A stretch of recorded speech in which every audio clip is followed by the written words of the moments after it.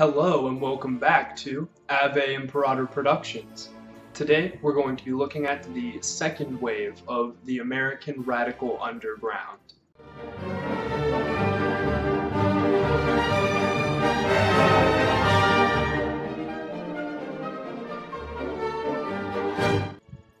So, near the end of the first wave, mostly the Weathermen and the Black Liberation Army, a lot of the issues which had held these groups together, such as the war, such as the civil rights movement, were sort of starting to peter out and to become more mainstream causes which were being directly addressed by the powers that be, and a new cause was needed. This cause had existed for a while. Unfortunately, I'm going to have to talk about it again, but the man Eldridge Cleaver, who became the figurehead for the PLA, had been calling for radicals to step up and take the cause of prison inmates for some time leading up to the formation of the Second Underground. This would become the pivotal movement, and it would lend the credence that these previous groups had really needed. There had been a struggle for legitimacy that had been a very deep part of these underground movements. If they were people who were attempting a revolution for another group and that group didn't even care about them and didn't really have any contact with them, in what way were they really serving them? This was the root problem, which is not only of legitimacy, but of the fact that a lot of these radical groups that founded didn't actually care at all about the people that they were supposedly representing. It was a front for a power grab. These people, the Weathermen especially, and a lot of the radical lawyers who took up these kinds of cases, were more in it for themselves, but it was sort of a way of deflecting the selfishness of their inner being. So this new coalition formed, and this was the white radical and the black inmate. The sort of patient zero of this case was a man named George Jackson, who had been thrown in jail in California for violent criminal offenses very young. One of his friends who was put in jail with him had burned down his entire elementary school at the age of 9. These guys weren't kidding around. They went into this prison, and there was a specific kind of fight in the prison at one point in time where guards were judged to have killed predominantly black prisoners who were fighting against white prisoners, and George Jackson and his friends decided that they needed to kill some of the prison guards since they had been perceived to have fought directly against them. George Jackson and a couple of his friends found a prison guard who was alone and stabbed a pencil into his neck and threw him over a railing, killing him, which was the centerpiece of what came to be known as the Soledad Brothers case, which was a massive court case in California at this time, which was supposed to have put the prison system on some kind of notice. They really wanted the front of addressing the issues that were going on in prisons at the time, which weren't good, to be fair, and which today could still use some addressing, but unfortunately the people who were mainly attracted to this were more interested in self-seeking and wanted to revive the sort of radical revolutionary air that had been hanging over the country in the earlier 70s. This is getting into the mid-70s, just as a frame of reference. The Soledad Brothers case was around 72, 73, and these groups that we'll be talking about mostly formed 73, 74, 75.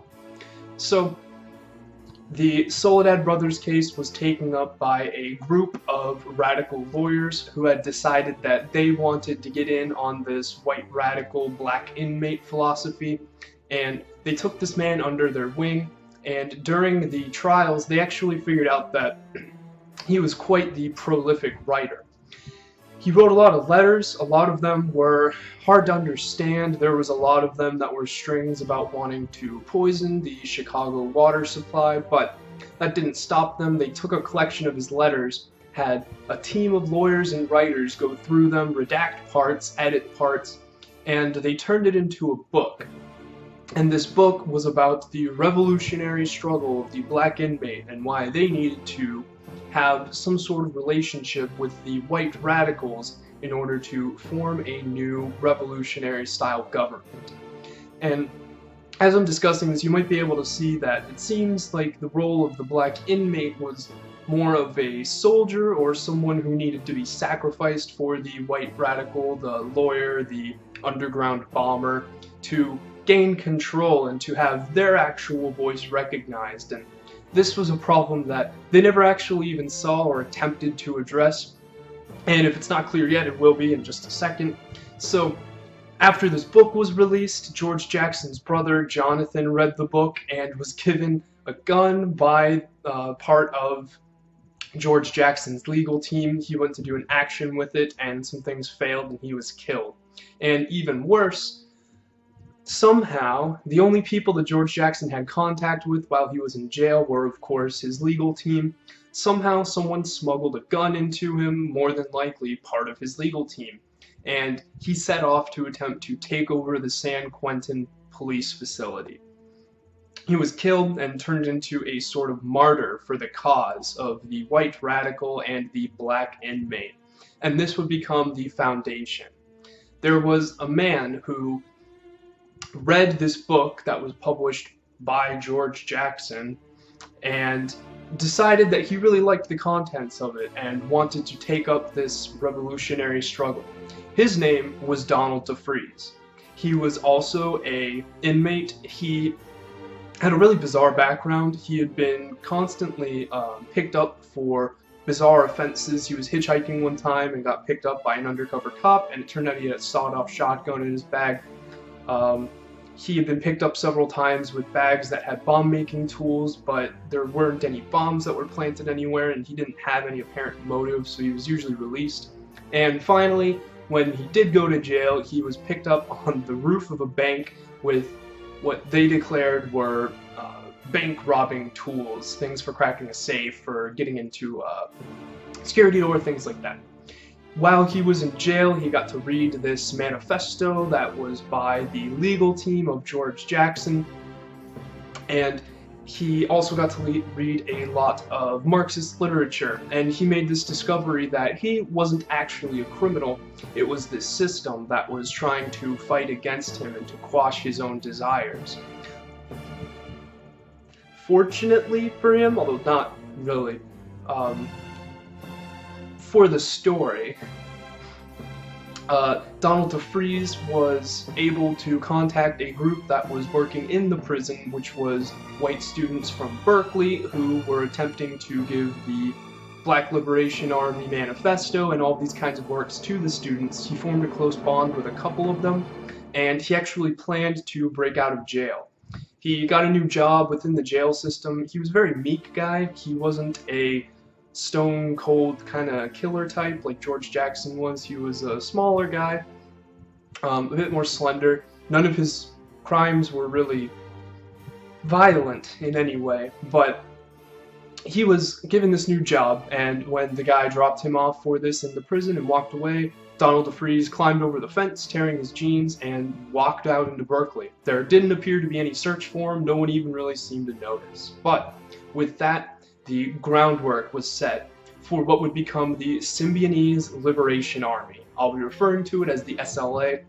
Symbionese is a weird word, doesn't actually exist, but apparently it's derived from the word symbiosis, and the symbiosis in this particular instance is the symbiotic relationship between the white radical and the black inmate.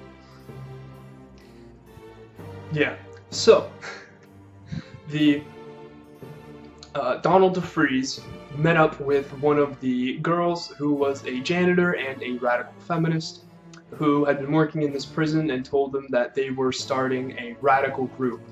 They didn't know exactly what they were doing or what they were going to be doing, but they knew that they wanted to get in on the action. And Berkeley at this time in the mid-70s was a hotbed for revolutionary activity in the sense that most of the country really wasn't.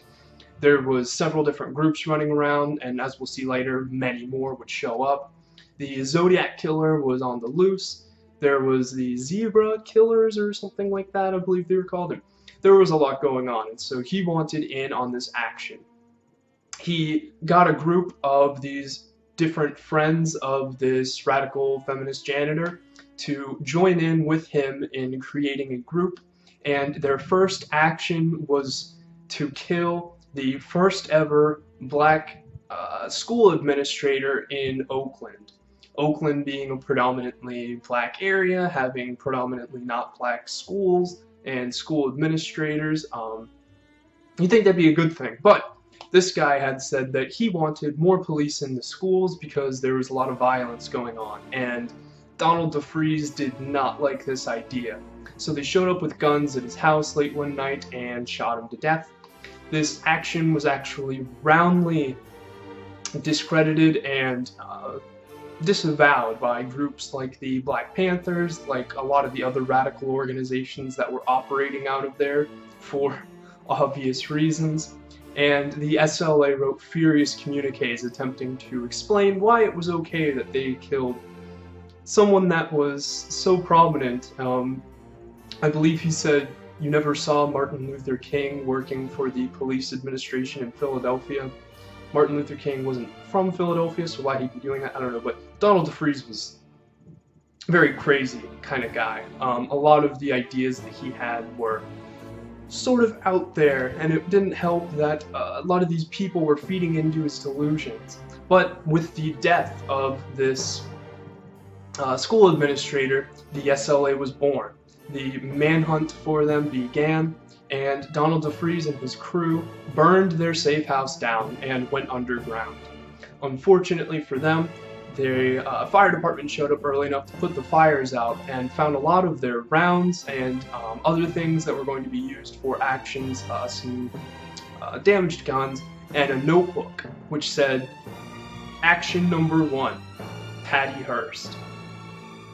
Just as a bit of background, Randolph Hearst was the heir to a large magnet company which dealt mostly in information, in newspapers and news organizations, that sort of thing. He was an extremely wealthy guy who lived in California, and he had a daughter named Patricia Hearst, who went by the name Patty. She was about 19 years old at the time, and she had just finished up with high school and moved in with someone that she was romantically involved in. I don't think they were married yet, but they were living together in a little apartment, and the SLA came by one night, guns blazing, knocked in through the house, took Patty, threw her in the car, transferred them to another car, leaving the one that they had stolen and the person they had stolen it from abandoned on the side of a sort of desolate road, and made off back to their safe house. They put a blindfold over her and bound her up and kept her in a closet. The ordeal lasted about 7 weeks until she finally actually joined the group, whether that was by her own willingness or by the fact that she'd been kidnapped by a group of people who constantly said they were going to kill her is sort of up in the air. But the picture that she paints in her memoir makes it look like she didn't really feel like she had a choice, which she honestly didn't. There was no demands from the kidnapping. There was no ransom that was wanted. She was simply called a political prisoner. Patty was kept in this closet, like I said, for about 7 weeks. She was in such a bad condition that when they would lead her to the bathroom, still blindfolded and mostly bound up, she had degenerated in her muscle and needed help moving around the apartment. They would keep her in here, and all day long one of the 7 or 8 members of the SLA would sit by the closet and read their manifesto, read some of their favorite works, in a sort of bizarre attempt at indoctrination, which I guess you could say technically worked. At one point, near about the 7-week mark, they told her that this was a radical revolutionary group, and part of that meant that everybody was free to have sex with everyone else. So with her still bound and blindfolded, the several men of the SLA decided that she was hard enough to join in on their radical group sex. And that's another part that kind of goes back to the Weathermen as well. I'm not really sure what it is about these groups and wanting to do this sort of thing, but they actually have a lot of problems in the long run, revolving around the different couples in the group having to enjoy other people other than the ones that they were actually, in some cases, married to.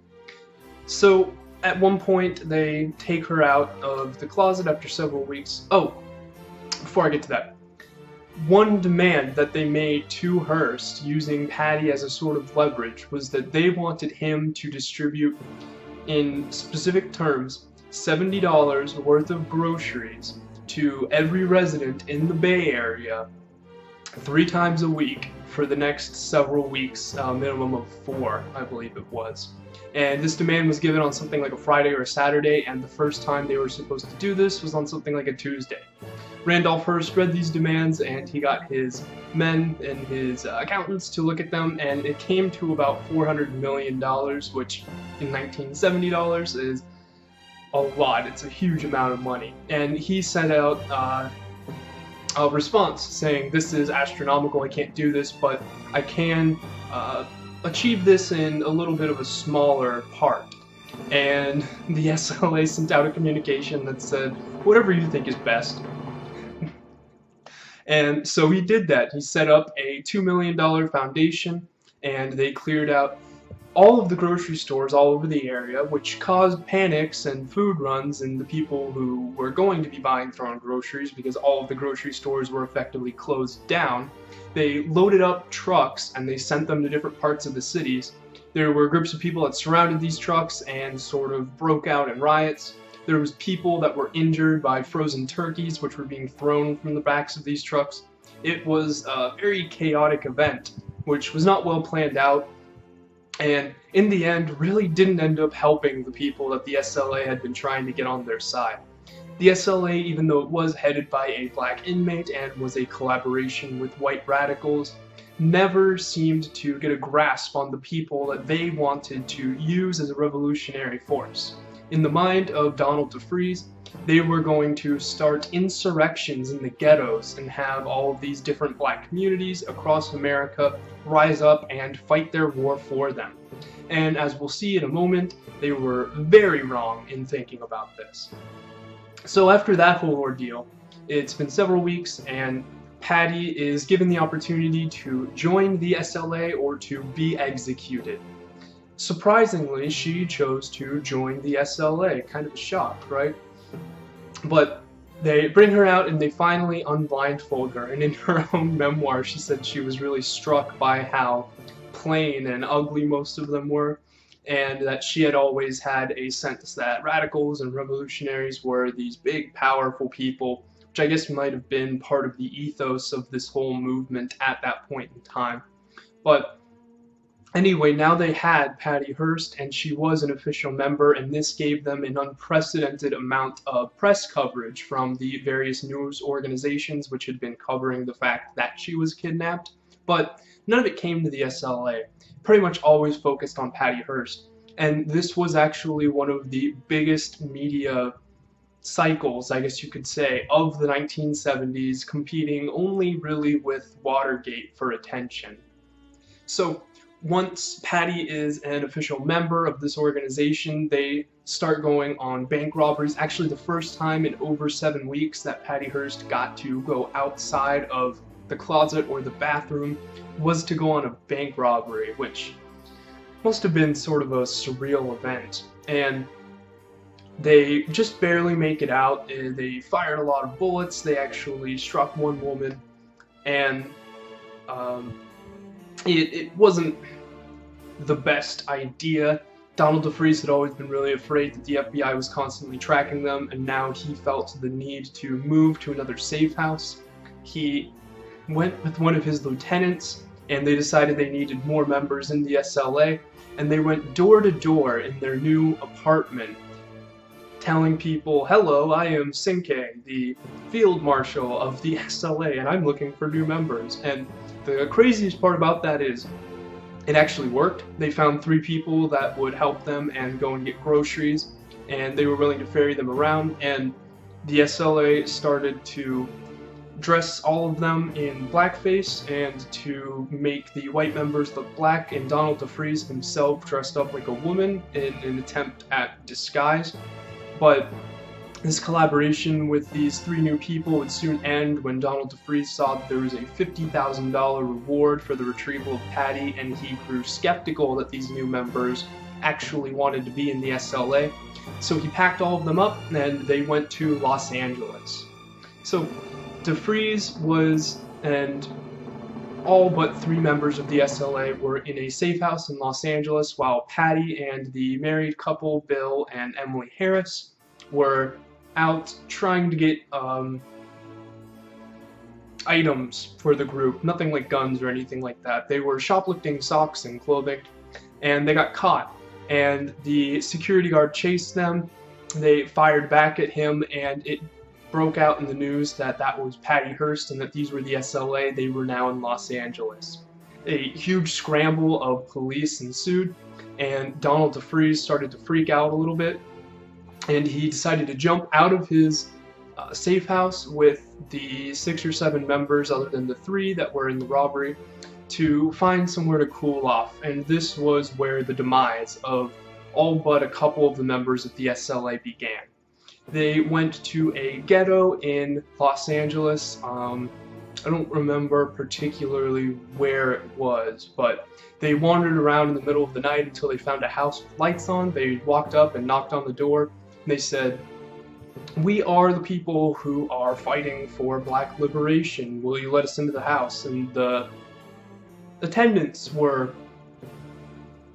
consuming high amounts of alcohol and other drugs, and so they were like, yeah, whatever. They let him in. And very soon the word got out that this house was housing the SLA, was housing Donald DeFreeze, who was on the news, and they were not safe for very long. Within 24 hours there was cops on every street. The person living in the house told DeFreeze and his soldiers, whatever, that was just a standard part of this neighborhood. And very soon, the different people walking by this house, which was a predominantly black area, which was occupied by a black, younger family, saw a lot of these young white people with guns who were just sort of smiling and waving and pouring gasoline into jugs in the kitchen. And they didn't really like that. They weren't about to rise up and start a war themselves, and they didn't really take kindly to people who told them that this was their duty to do so. The cops encircled the house, and actually the press was on the ground level of this event.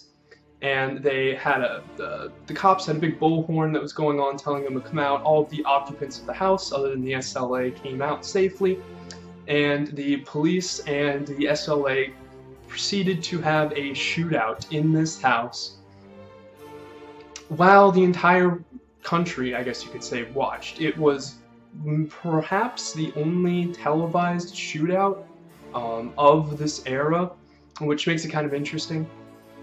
But the SLA had many high-powered weapons they were firing out. The cops were all firing in. Suddenly, black smoke started to bellow out of the house, and it caught on fire and burned to the ground. The corpses of the SLA members were found with their gas masks melted onto their face underneath the house, trying to tunnel their way out. The 3 remaining members of the SLA that weren't there, that had been trying to run away from their shoplifting crime, went back to Berkeley, where it all began. And they had a radical paper that they had started way back at the beginning, and they put out a letter that any group that wanted to perform radical actions needed to do so under the name the NWLF, the New World Liberation Front.